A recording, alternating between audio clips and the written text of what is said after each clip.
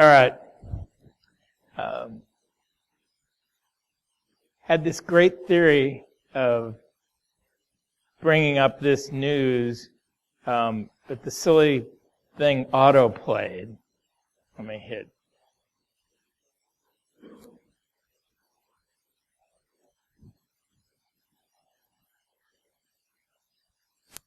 You probably saw just this last week that yet another executive order saying everybody should be organized. It's the exact same it's a modification of the last one. So I just thought I'd share that little tidbit.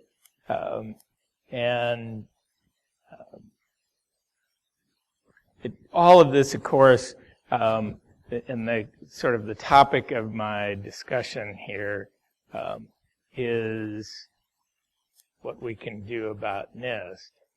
How deep am I?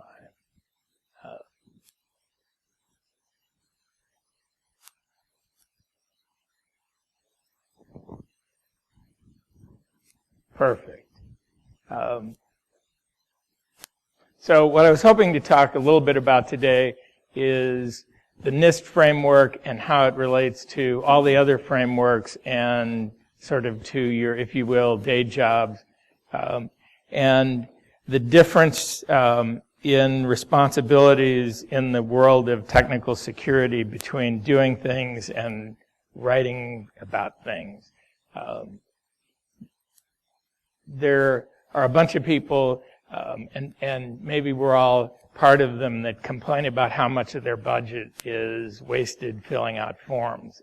I have been relegated to the job of form filler outer for our company, which I do on a fairly regular basis. And the punchline of my story is how to do that without wasting a lot of your day. So I'll get into those topics today.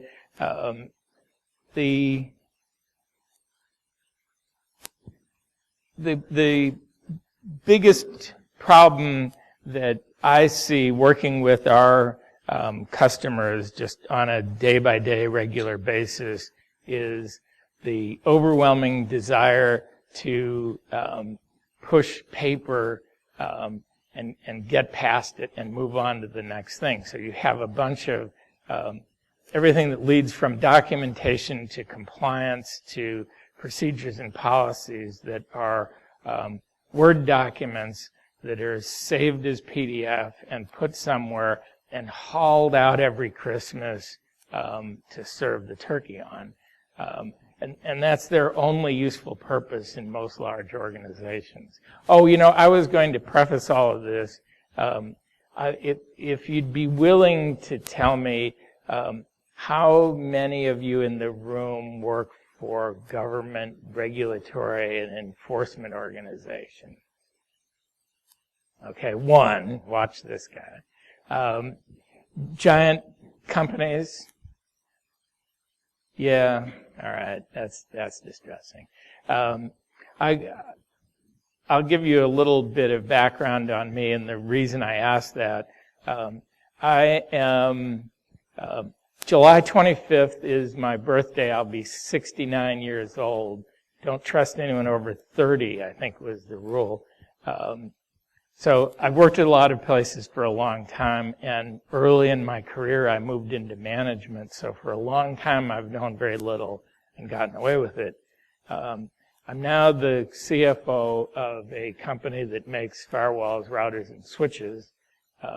We have no three-dimensional product. We only make virtual firewalls, routers, and switches. Obviously, they're mostly using cloud computing. Our company, I was part of the AMQP movement, and that little rabbit logo there, we sold RabbitMQ to VMware. So obviously, we use RabbitMQ. And plug for both of my organizations. I'm a member of the Chicago InfraGard. There's an Indianapolis InfraGard. I happen to be the treasurer of Chicago. and also the Electronic Crimes Task Force. Our company, as I said, makes firewalls, routers, and switches. They can be described by the marketing department as many things, and our price list is very long. And if you look carefully, they're all firewall, routers, switches, and it's all the same software, as is the case for all companies that sell firewalls, routers, and switches, which are all the same thing. Further background, we work in the realm of virtualization and cloud computing. So when I say we do firewalls, routers, and switches, we work at level 3 and above, basically. We don't sell equipment to Amazon. We sell equipment to Amazon users, for example. So you knew that because you're here. And all of you, there's a bunch of slides here to remind management, as the previous speaker was just saying, to remind management that even companies like ours are getting ripped off. So I'll slip through all of those. There's the previous executive order.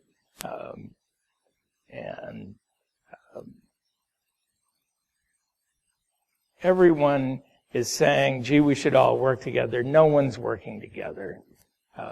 That's one of the reasons why we have meetings all the time. We have meetings to talk about working together. All these pre-NIST frameworks for managing security still exist and are still used. So this is a overview that I picked of relatively recognizable frameworks, right? Do any of you feel the need to comply with HIPAA? 1, 2, 3, 4. All right, right. And is that because you're in the medical business or because you have an HR department? So I was talking with someone last night. They have to do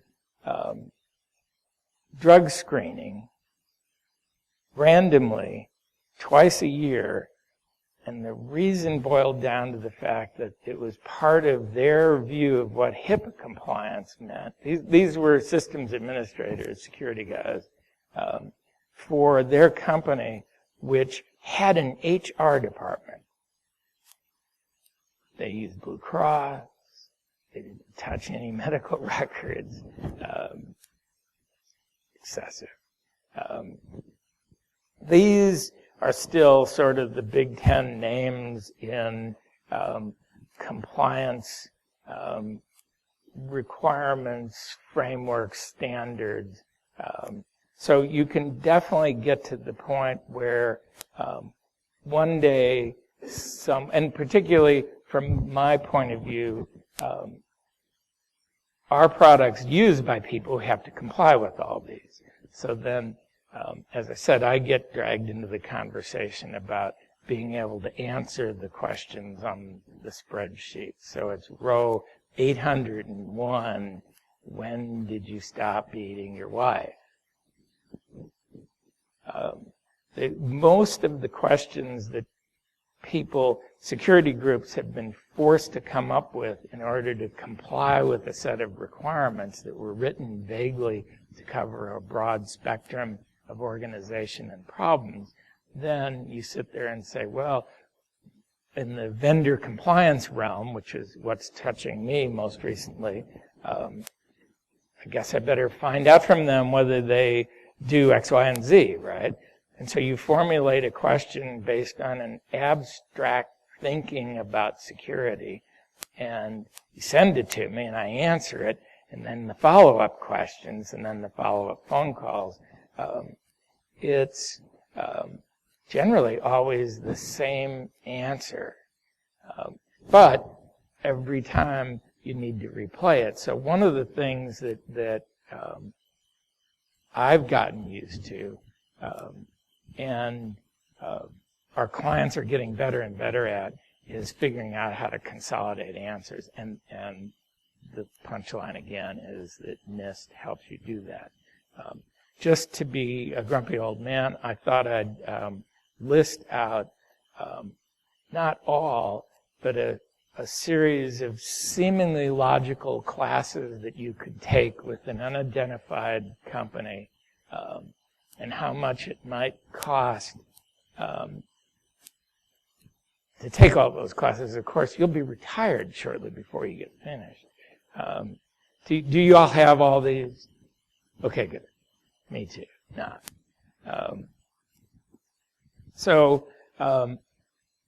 The last speaker that was up here was talking about the fact that, gee, we bought a lot of stuff.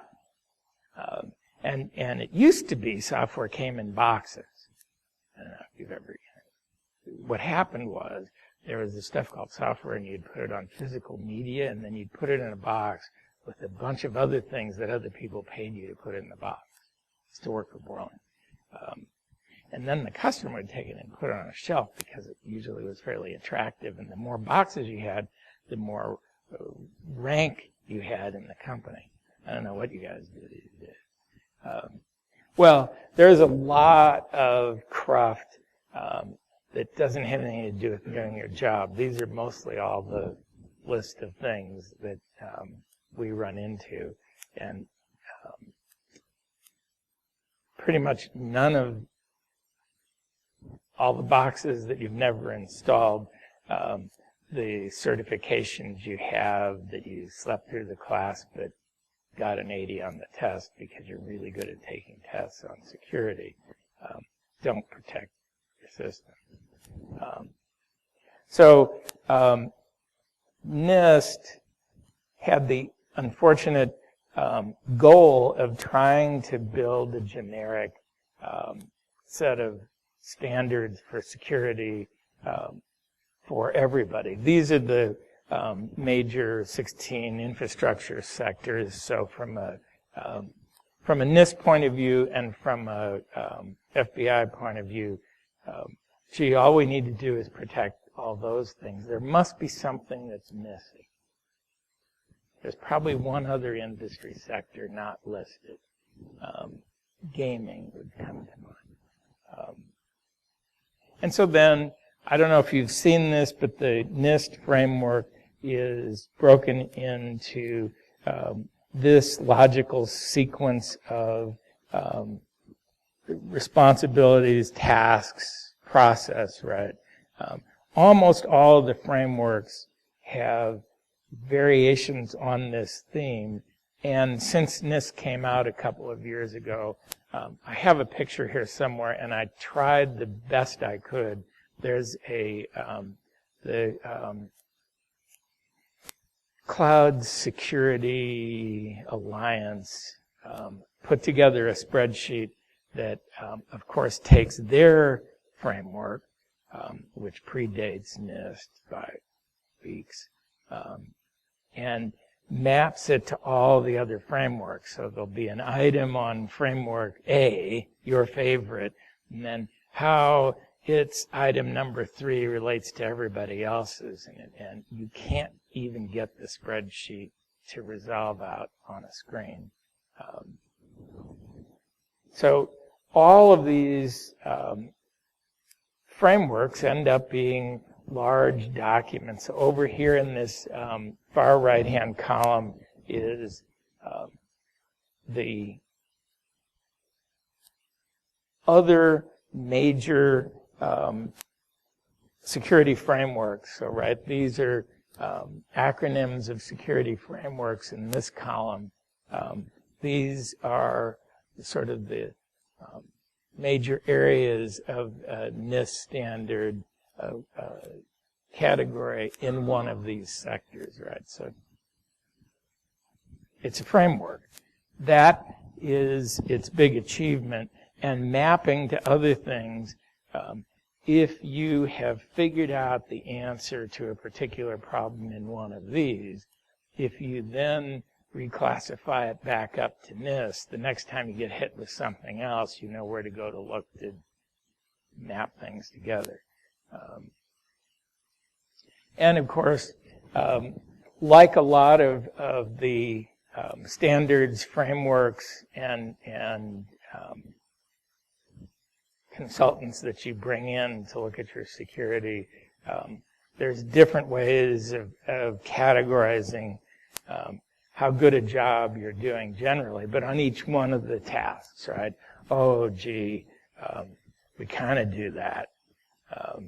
To this notion that you have an adaptive security framework.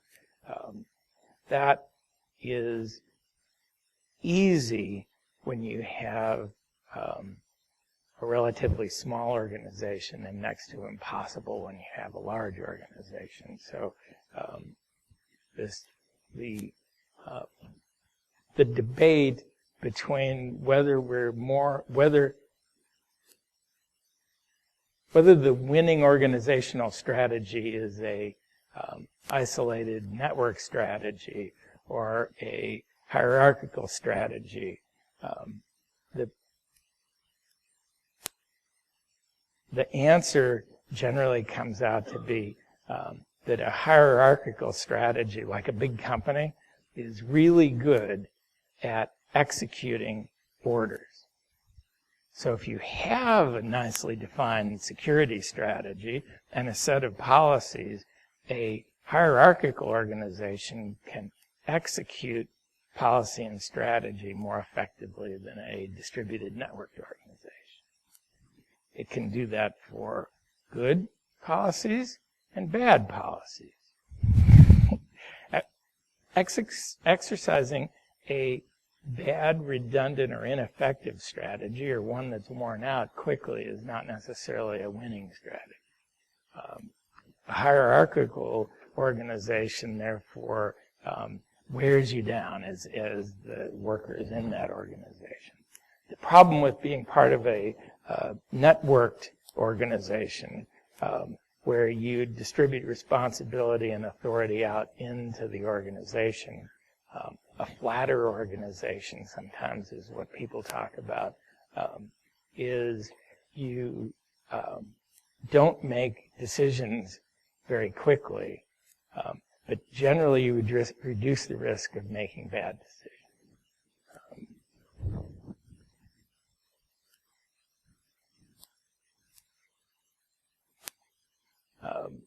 So one of the goals that all the people who worked on NIST have, and one of the goals of any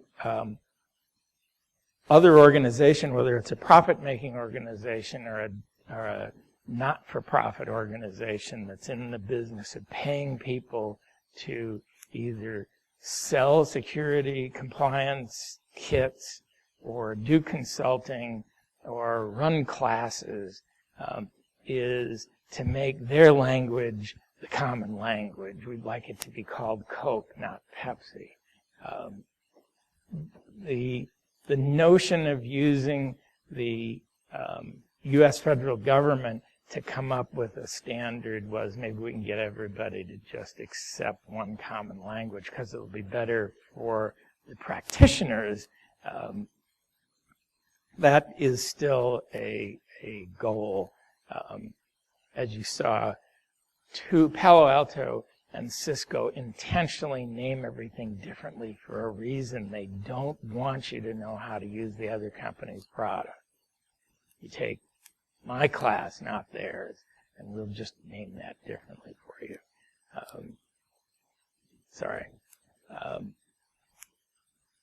So every time you run into one of these frameworks and the decision about how you're going to organize your compliance operations in a security department, well, this is redundant. Why am I doing HIPAA and PCI DS, right?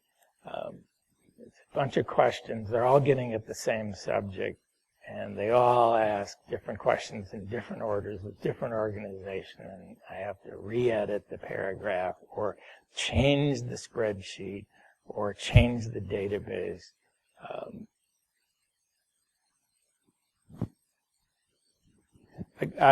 I'm sure the idea of penalties for non-compliance isn't going to happen. Probably the most effective approach I've seen is, and the closest thing to an organization that has some teeth is the credit card companies, because they're a monopoly. Well, they're an oligopoly. And their standards actually have questions in them that border on being a technically answerable question.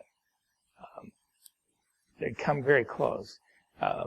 And, for example, the only place where you can sit there and there's a definitive statement not just about you oughta, but what you ought to do. Gee, you ought to be real careful here, and maybe you should use network segmentation to segment out your credit card app from the rest of your organization's applications and servers, right? Most other places sit there and say things like, standards say things like, gee, segmentation would be cool. You should consider it. Or do you use it? Because if you use segmentation or you've thought about it or you're going to use it, well, that would make you a level 2, and level 2 is better than level 1. There's a huge debate going on right now on a sub tangent, tangent of this. Should a cryptographic application, when it boots up, when a router boots up that's supposed to be cryptography, should it test to see whether cryptography is turned on? That's now a bunch of emails and conferences and sessions and meetings. Well, it turns out if you make hardware, it's too late. I have an idea. Don't ship unacceptable cryptography in something that's supposed to be a government standard. Leave those algorithms off the choice list. Don't allow the big button that says turn off encryption. Gray it out. Okay, we're done. Weeks and weeks.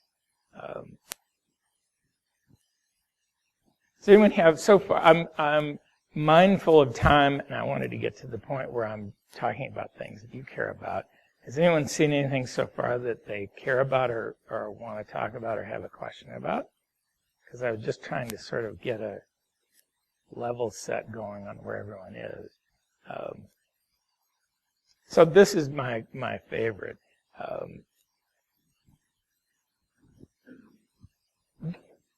Margaret, who works in our company and got this set up, said that this graphic shows what 91% is. For those of you who aren't sure.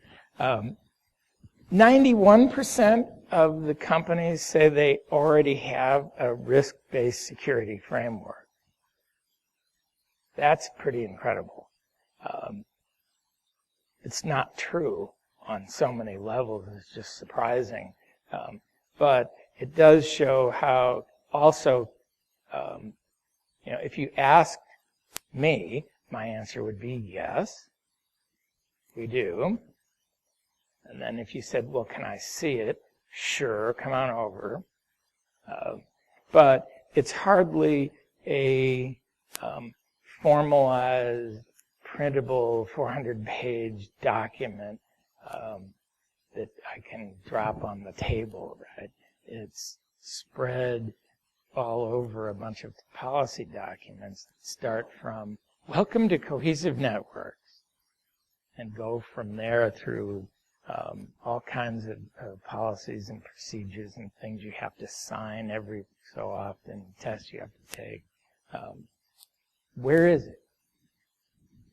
One of the interesting problems, there's a utility company that started using field devices to locate where their stuff was underground in the northeast part of the United States.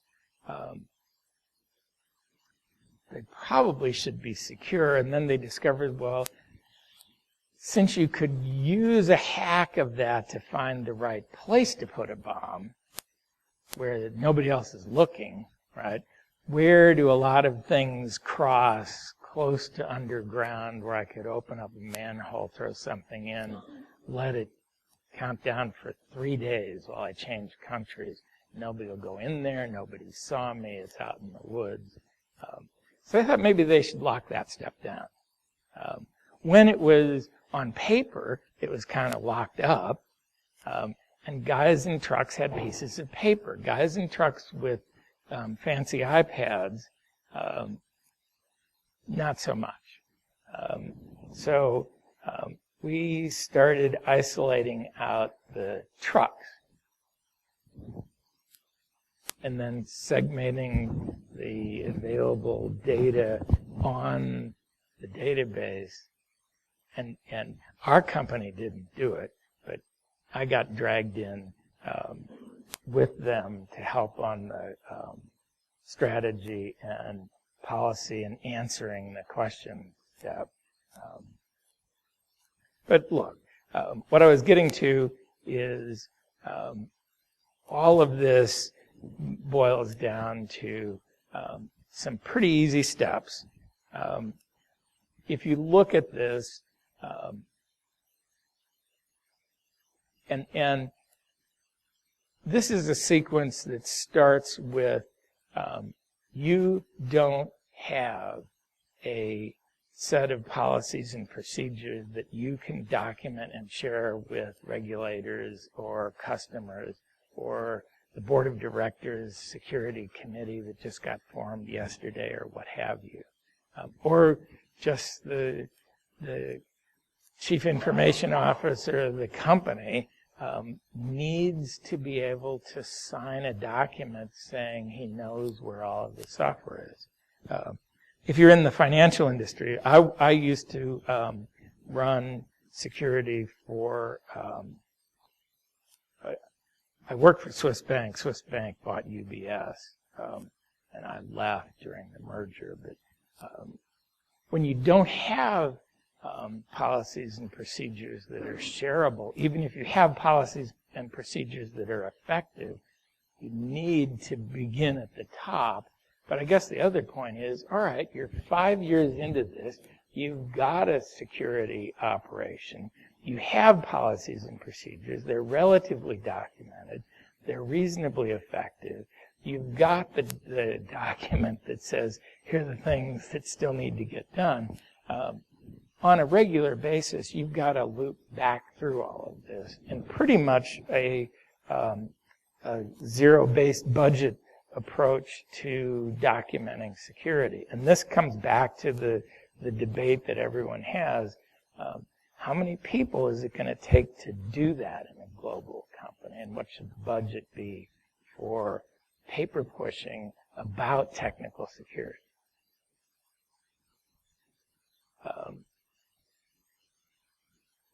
It's incredible. And it generally means there's going to be a couple of lawyers working in the technical security department. We have our attorney sits next to me. I can whack her in the shoulder. And of course, I also sit close enough to our customer support desk that I can hear any conversations by our Chicago customer support team. And I actually read all the support tickets as they go by until I get confused, and then I go to the next one. So I don't try to solve any, but I do try to understand. If you think about, we're a cloud-based network.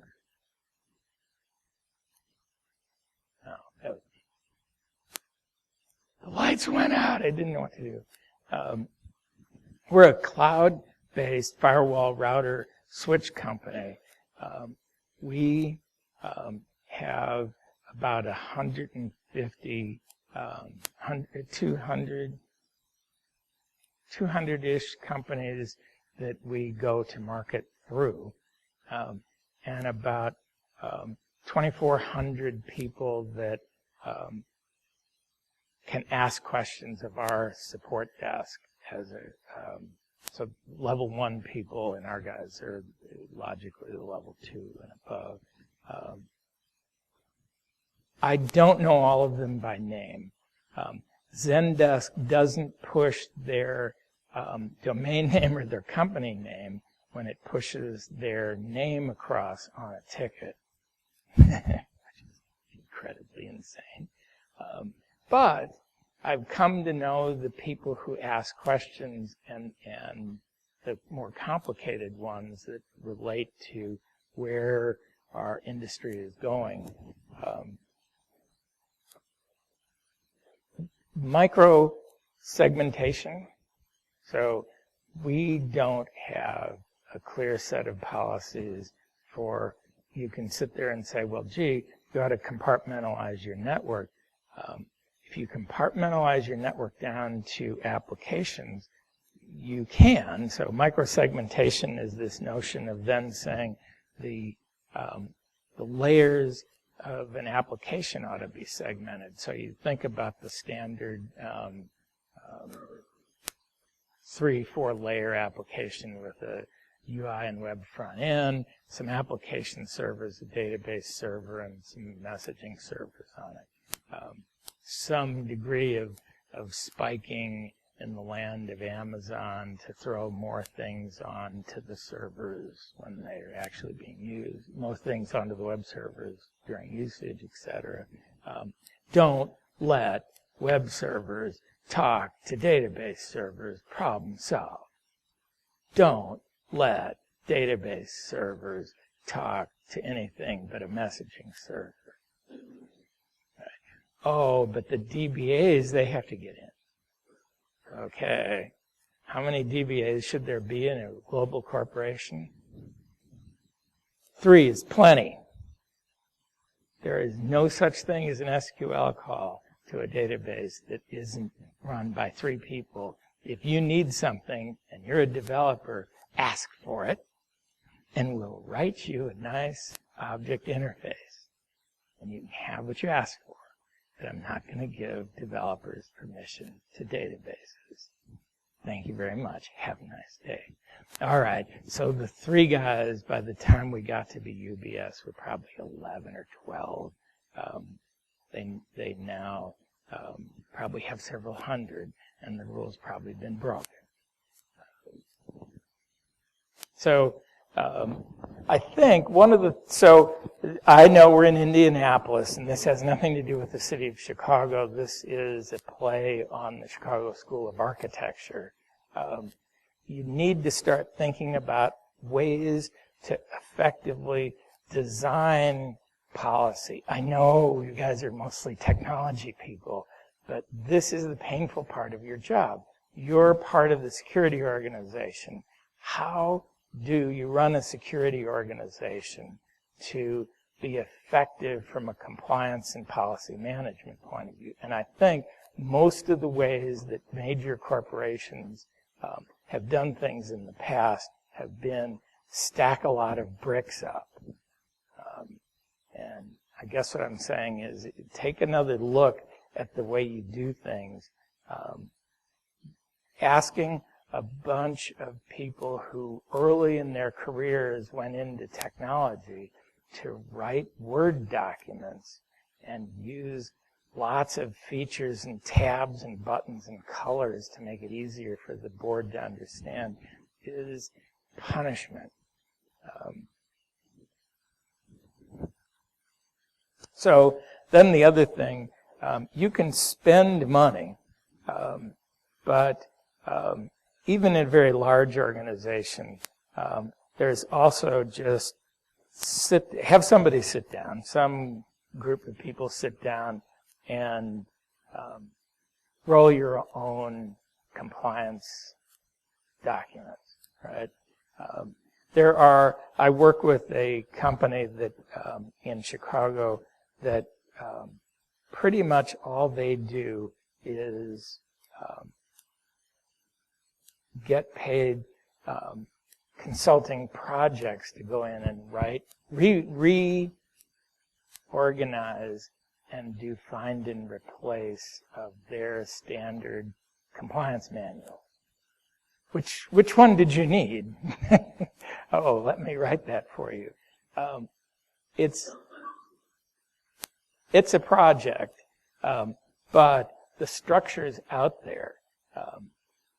So if you're encountering this stuff for the first time, or what you have isn't working, one of the answers is get a group of people together who want to write code in English and assign them this project, right? It just takes forever, and it becomes a job. But there's nothing in here that you can't glean by going through the NIST standard. All right, perfect. Sort of page by page and saying, shit, I need a list of all of our servers. Somebody must be able to confirm that I've finally gotten it right. Is there anything else that has power going into it? Anywhere. Right? A list of all of your workstations, a list of all of the bring your own devices, that's bordering on the let's just declare defeat. You can buy software that allegedly discovers everything that was plugged in at the moment that you bought the software.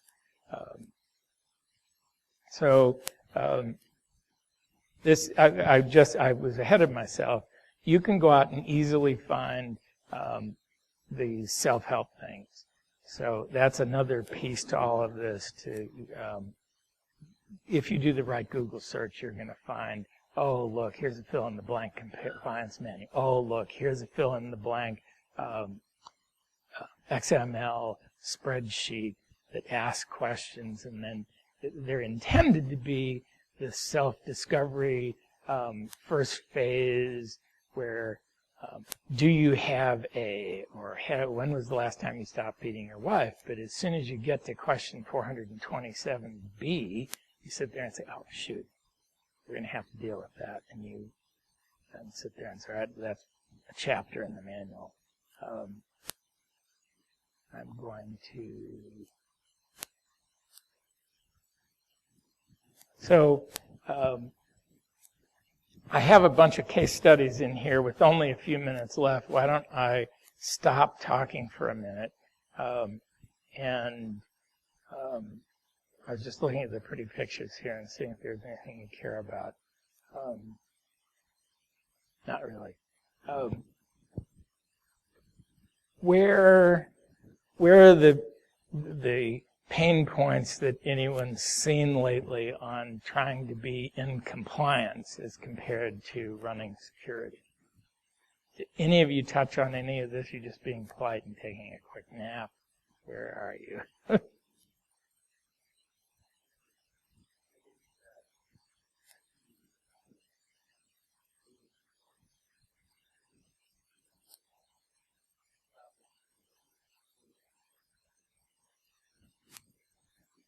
Yep.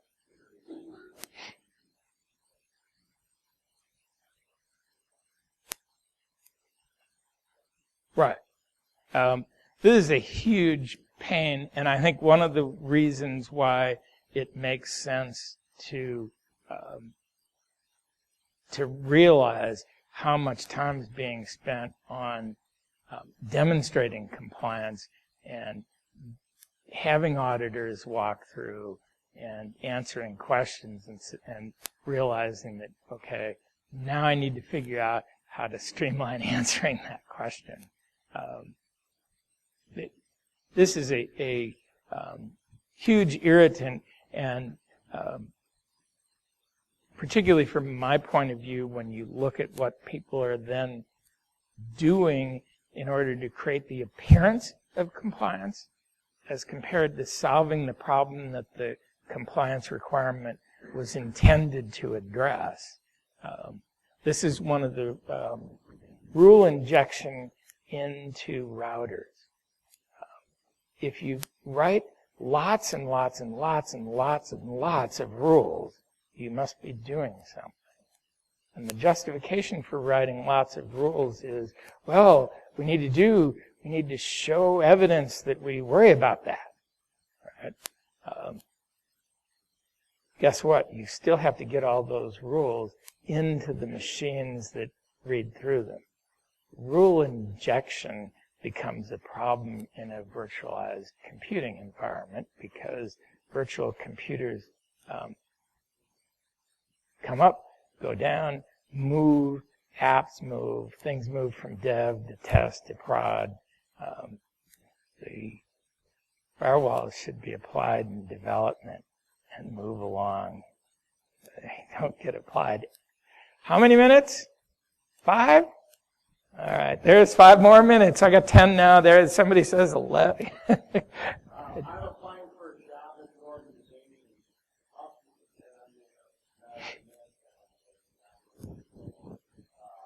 much should I need to know about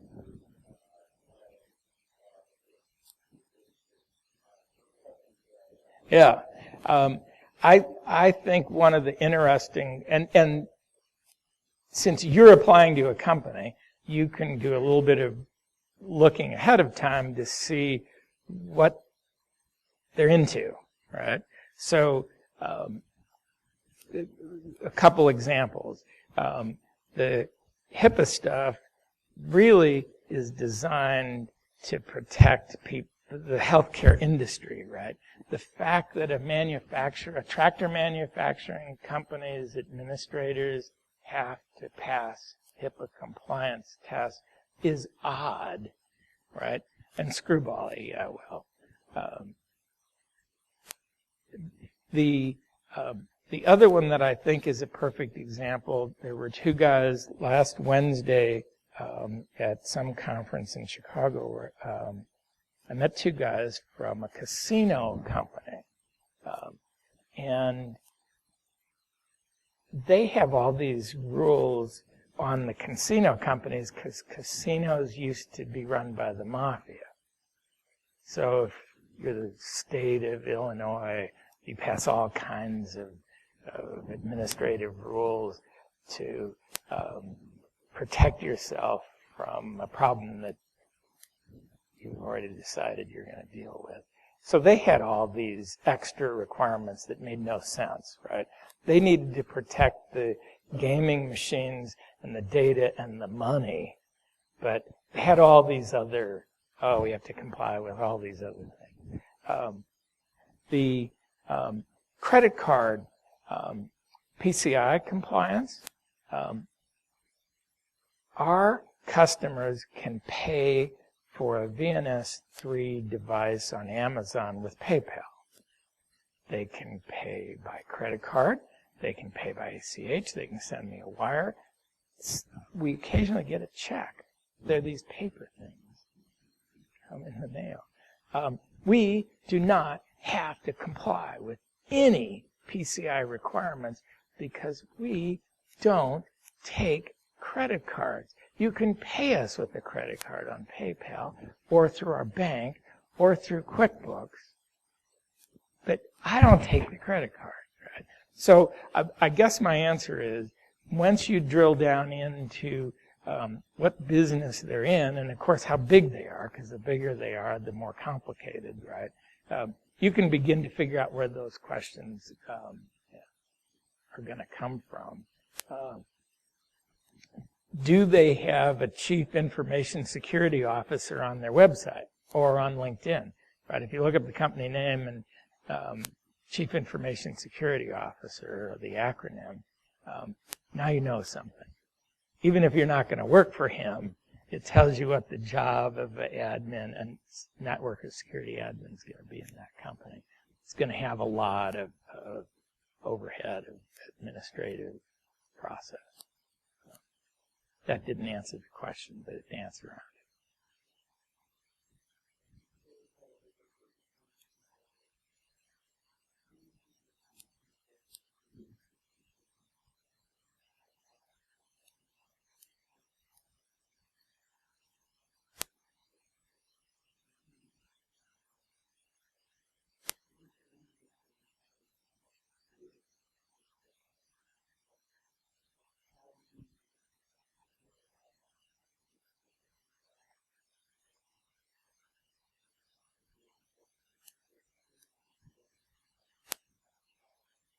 Yeah. Well, I don't know if you were here, but the last speaker was on a totally different, I mean, he was obviously on a related subject, but one of his points was that he began to use a regular communication about security up through his command chain to senior management.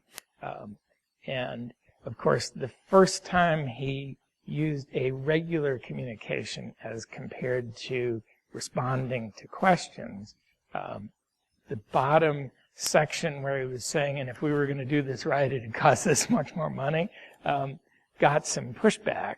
But the just sitting there and waiting to respond to a question, then you are using hyperbole to try to get a point across, and you've got drawings with pictures of circles on them. The regular communication so that the next guy up the food chain isn't blindsided when he gets asked a question, I think is the way to keep the, if you will, the chatter down and get back to what the real problem is. The Harris Bank is part of Bank of Montreal. Bank of Montreal's Chief Information Security Officer has both a red hat and a white hat pen testing team on his staff full time. So, but they're a very conservative bank in a very regulated industry. That's a huge organization to drag around. But he has highly polished board-level presentations about what he does and what his budget is and how it comes down. And he's proactively talking up and out to his board and to regulators rather than waiting to respond. Because I think it's the wait, gee, I don't have time, I'm trying to do security, is going to get you to places that are very uncomfortable. All right, I'm being dragged off the stage. So sorry for taking up all of your time with me talking. We did eventually get to some questions. I'll be around during lunch and this afternoon if you have questions. And I'm the only Dwight Coop on the internet. There is one other, I think he's a professor at some university somewhere. So obviously my grandfather's last name was corrupted when he came to Ellis Island down to Coop, because there's no such thing.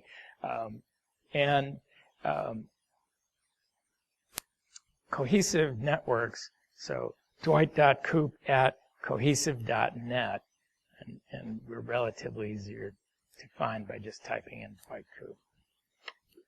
Thank you.